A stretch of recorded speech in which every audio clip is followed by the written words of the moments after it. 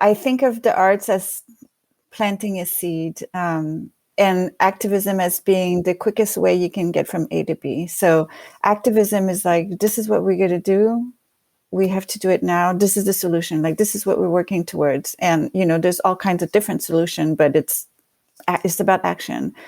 The arts are not about pushing any one particular solution or telling people this is what you need to do. It's about saying, here's a problem. Let's think about it together. Let's explore avenues we could take. Let's think about what it means, and what it means, not just, should I drive a car or not, but what it means as in, who are we on this earth? What is our role? How do we fit in the bigger ecosystem of the entire planet? I think the arts are something very good to do that, and they are good at changing a culture. Another episode of the Conscient Podcast. I'm with Chantal Bilodeau, who I think is somewhere in New York City. Is that right? Yeah, just outside of the city. Well, welcome, Chantal. Thank you. On va parler en anglais, mais I always talk to you in French, so it's a bit weird for me. But I understand that you work in both languages, and thanks for doing this. Maybe you could start. I mean, I've known you for quite a while now. We were together in Banff in April of 2019 when you and Sarah Garton-Stanley were co-curating an event at with the National Arts Centre. You can talk about that. I'd like to hear.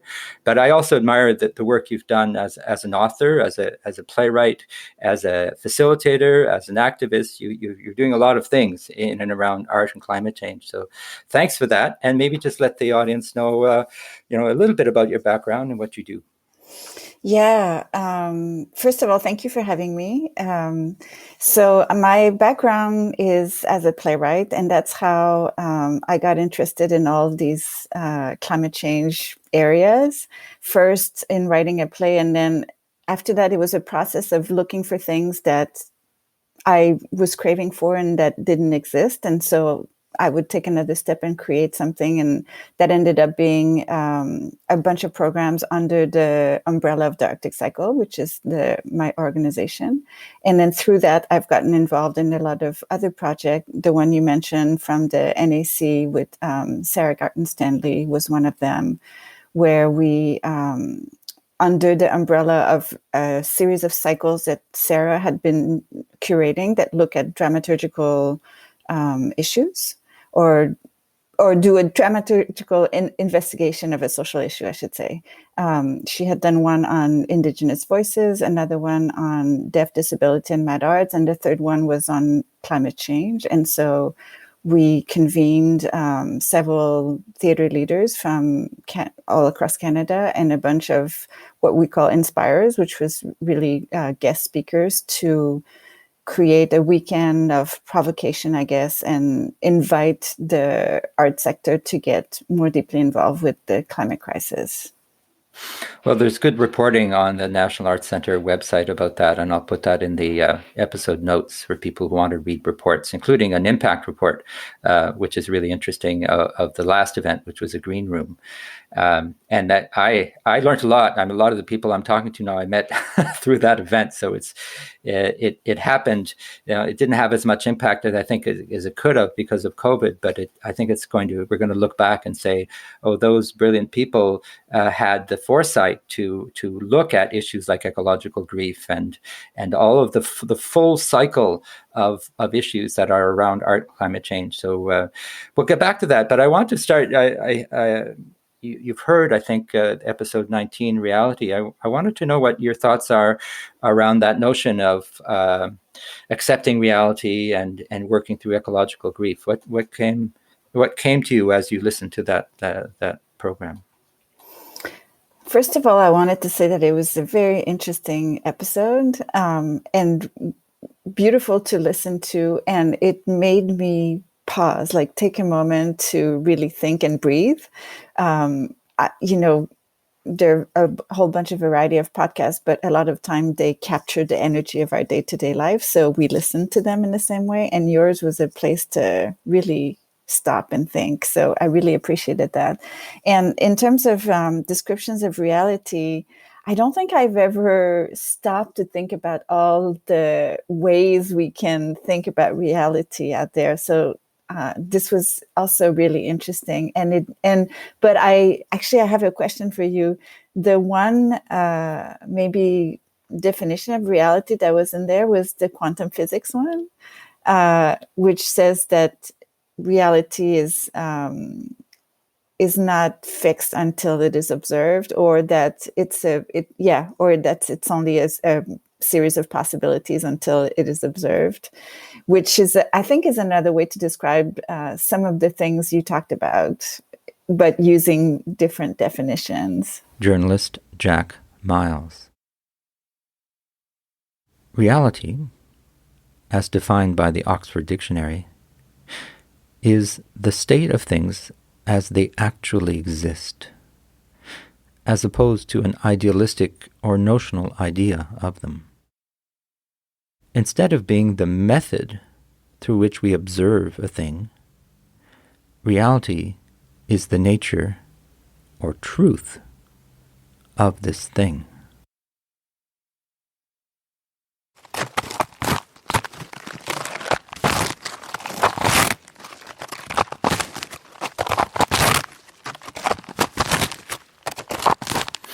Well, the whole episode is called reality and is around different interpretations of reality. And the second definition I give is the Buddhist definition or description of what reality could be. And it's a lot about what we perceive, and it's been fascinating talking to different people about it, because some people believe that our reality is whatever you believe, in the real sense that we construct a reality. It's a social, cultural construct. And yet there's also a very technical definition of reality that is linked to what is observably real. Like if you can touch it, it's real. If you can smell it or hear it and all of that. So I'm no expert on reality, but it's a topic that's really fascinated me, not just to understand reality, but to come to terms with it. So the reality of climate change is very painful for anyone, and a lot of people can't deal with it. And so they could live in either a type of denial or partial acceptance of what's really going on. But if you actually not embrace, but accept what's going on, then you actually are in a better place to deal with at an action level. I think, but I had to go through ecological grief because I felt so sad for the way the planet is. So, what about ecological grief? Or have you done? I'm sure in your plays and in your work, you've touched upon that. But what are your thoughts on that topic? Artist Diego Galafasi. Art is a space where we can ask very difficult questions and explore things in a more open-ended way, and not be committed to solutions. Yeah, it is certainly present, and I think it's becoming more and more something we have to address. There is a whole branch of psychology that is starting to develop around that. I have certainly had the experience of hitting a point where I thought, I don't think, in relation to the 1.5 degree, I don't think we're going to make it. Like suddenly it hit me, we're not going to make it. Maybe we'll be able to get back to it, but we're certainly going to overshoot that marker and then have to find ways to deal with that. So my way of dealing with it was to say, okay, I had to let go of the outcome. And I think you talked about that in your podcast too, because for one thing, on a large scale, whether we succeed or fail, none of us alive today is going to be there to see it. And then the second reason is it doesn't matter. It doesn't change the work we have to do. So we have to be invested in, there's always ways to make it better. It's hard because of everything we're losing. For a long time, we were talking about things we were going to lose, but we're there. We are losing them. Some have already been lost, and that's really hard to think about and accept. But then it can always be worse, and I guess that's where we have to concentrate our efforts. Mm-hmm.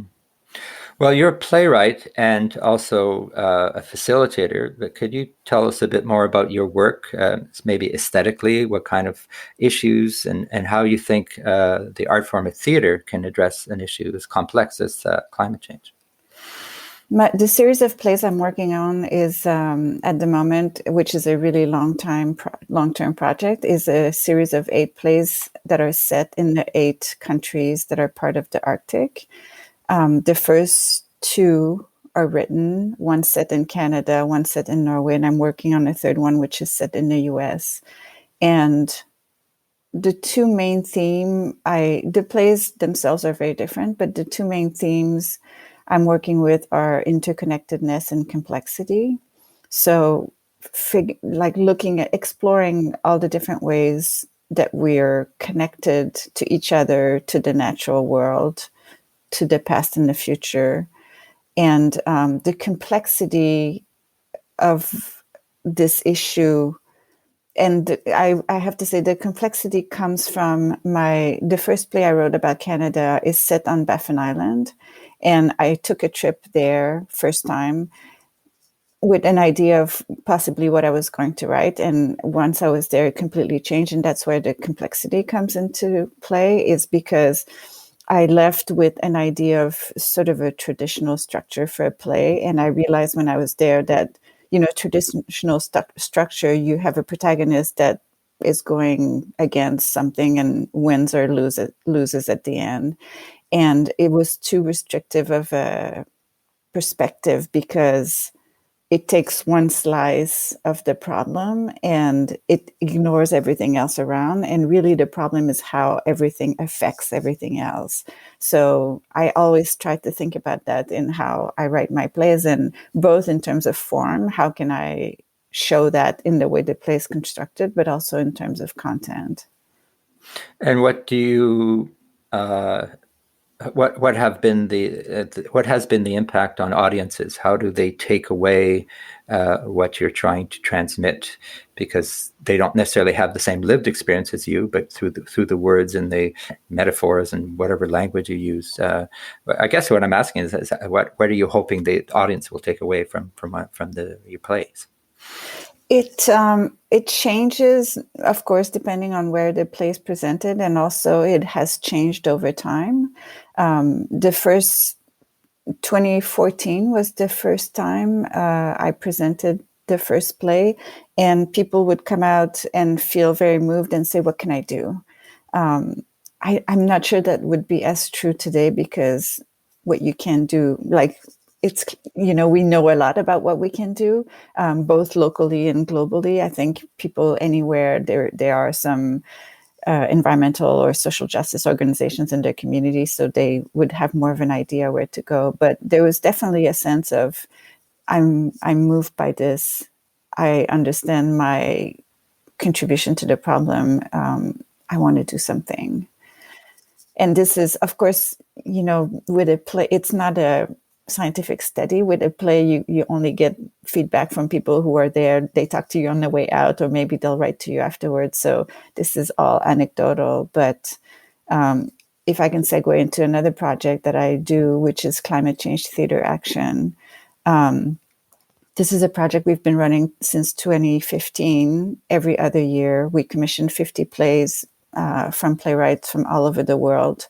Then we make these plays available to anybody who wants to organize an event in their community within a certain time window. And for that project, we actually did a bit more of a formal study. I worked with Brooke Wood, who wrote her dissertation about this project in 2019. And she looked at how the plays might affect people's behavior. And some of the findings were what you would expect, but there was definitely a sense of wanting to, of course, people who go to the theater are already concerned. You're not going to go see a climate change play if you're not interested in the theater and you're not interested in climate change. So there's that, but there was a sense of scaling the efforts, of wanting to do something else, talk more about it, or there was definitely a shift in engagement.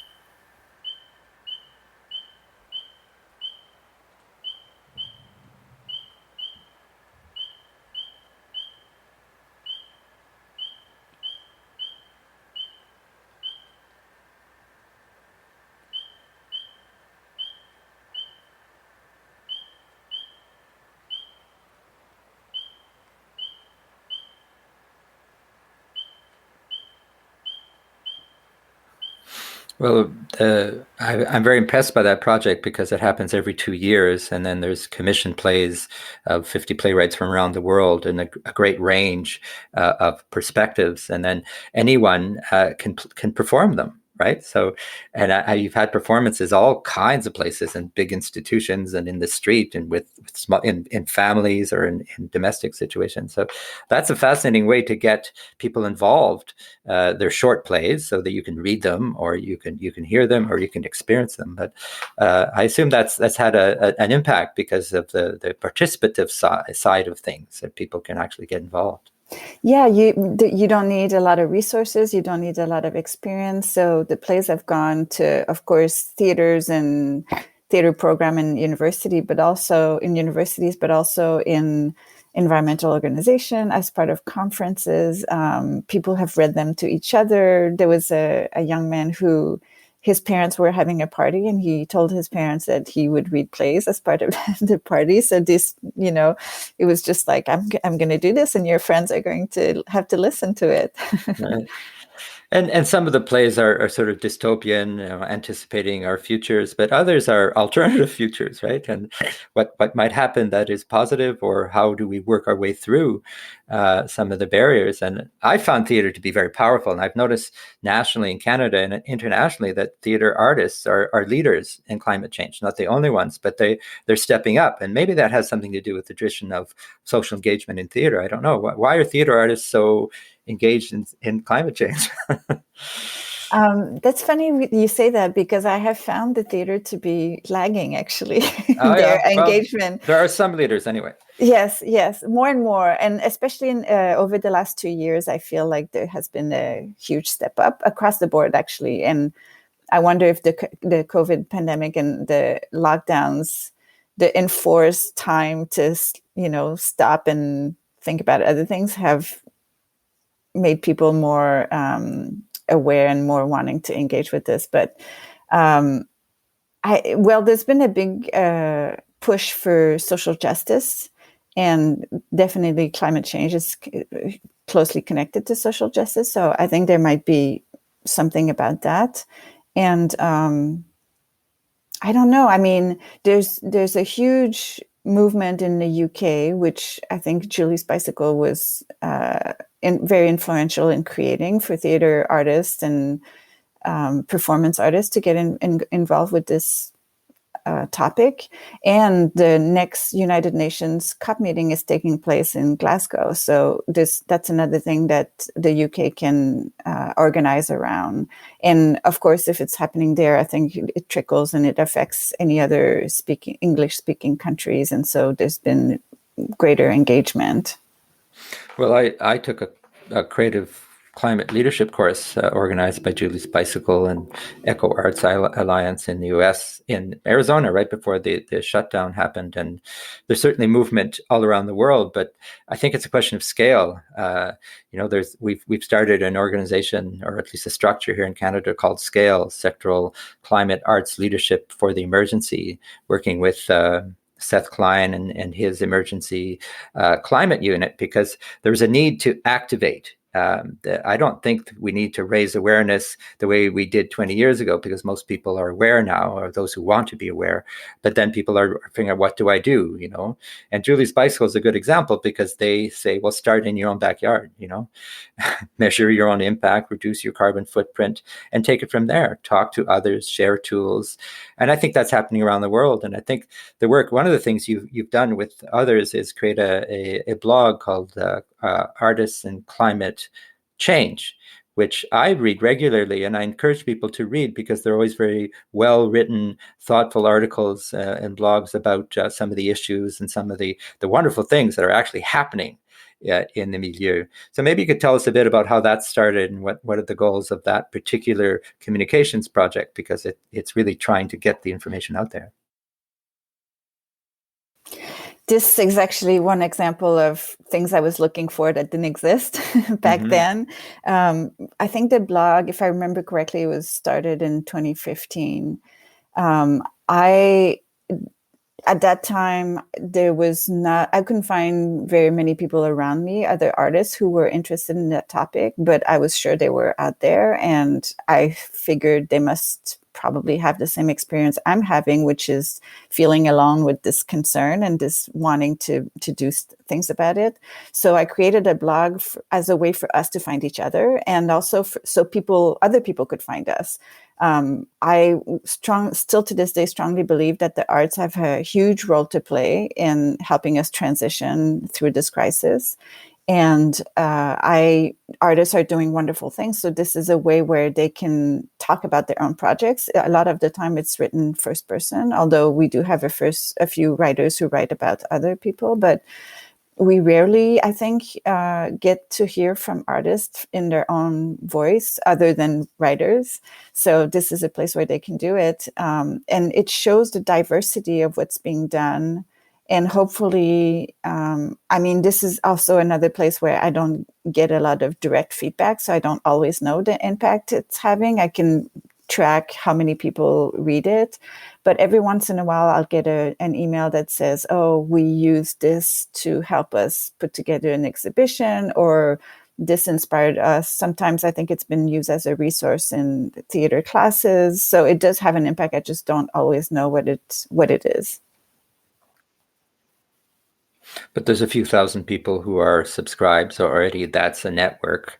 And there are too few networks. I mean, there are lots of networks in the arts, and we'll see what happens in the next year or two as we start recovering from COVID and rebuilding in a more just way, in a more equitable way, in a more inclusive way, and think about, the world what we want and what needs to happen to get there, given the severity of not just the climate crisis, but what I call the ecological crisis, because there's so many other threats. It's not like there's just one problem. It's a whole package of issues that we've created and that we can maybe untangle little by little, but there's so little time, so there's that pressure to act. But you're right that when I did my podcast, I slowed it down a bit. Personally, I needed to slow down a little bit before jumping into action, because I feel that you have to think about what role you can play and how it can be most useful to the future generations, because that's really what it's about. For me, it's how do we prepare the way so that there are future generations who can enjoy life on this planet. I wanted to get into the role of arts. You've written about it quite eloquently, and maybe you could talk a little bit about how you see the role of the arts, specifically around climate change and climate action. You've already talked about it. You've given a few examples, but what do you see that role being, especially today, with all the information we have, but also what are some of the barriers? What are the things that are holding back artists? I mean, it might be funding, I don't know, but what are some of the things that need to happen for that role to be amplified in the ways that we know are possible, because we know that artists are responsive and resilient. But first of all, what do we do, and then how do we get there? Journalist Julia Rosen. Society tends to see climate change as a scientific issue rather than a cultural and political challenge that demands our full humanity, the kind more often explored and addressed through art. Look at wars. Look at people who want to use noise as a kind of weaponry. Look at wars. Look at wars to frighten people. To frighten people. To scare them. To scare them. Frighten. Beat them down. Beat them down. To pulverize them. If you want to destroy people, one of the first resorts you have is to noise.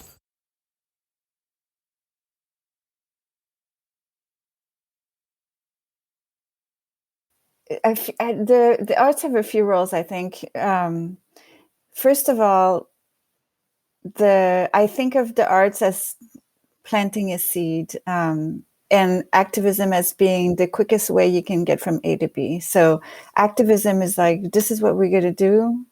We have to do it now. This is the solution. Like, this is what we're working towards. And, there's all kinds of different solutions, but it's about action. the arts are not about pushing any one particular solution or telling people this is what you need to do. It's about saying, here's a problem. Let's think about it together. Let's explore avenues we could take. Let's think about what it means, and what it means, not just, should I drive a car or not, but what it means as in, who are we on this earth? What is our role? How do we fit in the bigger ecosystem of the entire planet? I think the arts are something very good to do that, and they are good at changing a culture. So my hope is that climate change can be, any person who walks out, or doesn't even have to walk out their front door, it should permeate our culture. We should hear it on the radio, see it on TV, read about it in books, and not just reading about it as in, I'm going to tell you about climate change now, but I can watch it, just like, for example, I have heard that health concerns, health advice have been disseminated through TV series for years. And that's how a lot of people have been educated. And there was a study done at some point where the way people can know about the symptoms to pay attention to for heart attack is they learned on TV, like through doctor shows or anything like that. So the same is true about climate change. I think you can have any show where, if somebody has a job, instead of driving a bus, they can be installing solar panels, or, the things people eat. Maybe somebody is vegetarian in the show, and it doesn't have to be the main concern, but if it's just there in the background, that's how it starts permeating the culture, and that's how it becomes normal. Another way I think the arts are very useful is through storytelling. Here in the US, there was a study done in 2019 that says that only 60% of Americans, 60% of Americans don't talk to their family and friends about climate change, don't or rarely, which is another indication that it's not the culture. So we hear the bad news from the media, and then that's it. And then we just close it down there and we don't talk about it. And I think storytelling in the arts can provide a way for us to even start to understand how to talk about these things, and what are the stories we're telling. Are we telling? And that scares me a little bit about the COVID recovery. We're telling stories of getting back to where we were in a lot of ways, economically, in terms of growth, where everybody's looking at growth, while growth is the thing that we should start to question more and more, because we can't keep growing. So these are some ways I think the arts can be helpful. In terms of how we can step it up, there's a little bit of education that has to be done. In my experience, newcomers to this issue, artists tend to go the dystopian way. They tend to want to write about apocalyptic scenarios. And I understand it's a way to express their own maybe despair. But at this point, I'm not, while there's room for that, it has dominated the narrative for too long. So I think we need to shift and not deny what we're losing or the severity of what's happening, but also include where the opportunities are and what are the ways in where we're actually succeeding. And then there's some education to be done from the part of funders, both in the arts and outside of the arts. Again, from my experience, a lot of funders in the arts, they want something that they recognize. So in the theater, they want to see a play on stage, or they want you to engage with the community to provide a sort of service to them. Anything that falls in between, they don't know what to do with. And in the non-art sector, funders tend to want very concrete impact. So they want to clean the water. They want to provide more food, understandably, but they also don't quite understand the role that the arts have to play. So a lot of time, artists who address the climate change issues fall a little bit in between these focuses, and it's hard to be funded. And maybe that will change as funders look more specifically and better understand the repertoire of interventions by artists, because some are community-based, some are procedural or process-based engagement. There's all kinds of different art practices out there that, but I think one of the topics that comes up a lot in conversations is the notion of instrumentalization. Does that concern you? The idea, I know I remember Alison Tickell in London at Julie's Bicycle had some thoughts about that. But I'm a great supporter of bad art. I really am. You know, this squeamishness that so many people have had in the realm of climate art, because oh, we don't want to have a bad play, or we don't want to have a bad work. There's bad everything, and when as we bad to me, bad not bad to somebody else. All of this is part of this kind of making art very exclusive, and as we explore what needs to be a completely new cultural practice, and that's what's so exciting about it, very creative, there will always be stuff that works and stuff that doesn't work, and that's fine. We just need to encourage the work and not worry that it's not going to be the equivalent of a Chekhov play. What are your thoughts about the notion that arts might be instrumentalized, used for a cause? I mean, is that a problem?